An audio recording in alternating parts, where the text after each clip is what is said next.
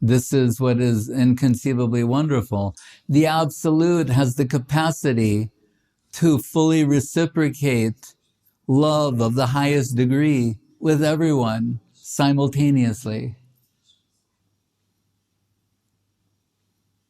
Sometimes Srila Guru Maharaj would remind us that it's not in the spiritual world that there's some shortage or like a quota. Like sometimes people are trying to immigrate to a particular country and they say, oh, the quota is filled. We can't take any more right now. That's not the position of the Absolute. Right? So Krishna is capable of reciprocating everyone's hankering and aspiration. Therefore, he's Akila Rasamrita Murti. That's what it means to be that. He can reciprocate. He's an ocean of rasa.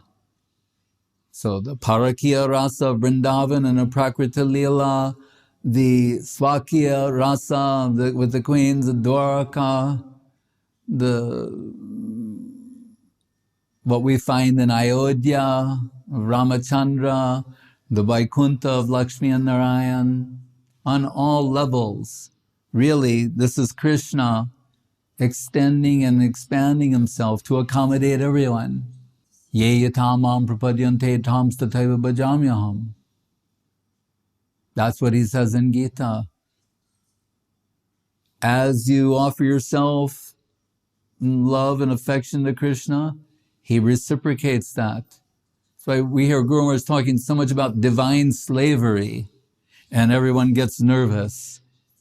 Divine slavery. Hear the word slavery. I mean, we're so hardwired by humanism, it makes us tremble at the thought. We think, oh, that was in the Middle Ages when that's the most degraded position. But Guru Maharaj is making another point. He's saying, if as a slave, like a slave, you offer yourself to Krishna, the finite, like a slave, offers itself to Krishna, what is the response? The infinite becomes the slave of the finite. But we don't believe it. The infinite becomes the slave of the finite. That is Krishna Bhakti. Sri Krishna Karshini Chasa. Rupa Goswami defining what are the characteristics of pure devotion, saying the infinite becomes the slave of the finite. So whenever Krishna is being glorified in the best way, there's always the devotee, and devotion is holding the superior position. Krishna's Madan Mohan, Madan, we're all slaves of Madan, and this word Cupid, lust. Madan Mohan, we're bewildered by lust. Lust personified is bewildered by the beauty of Krishna. Madan Mohan. But Radharani's name, Madan Mohan Mohini. She bewilders Krishna with her love, charm, sweetness, self-dedication, self-sacrificing tendency.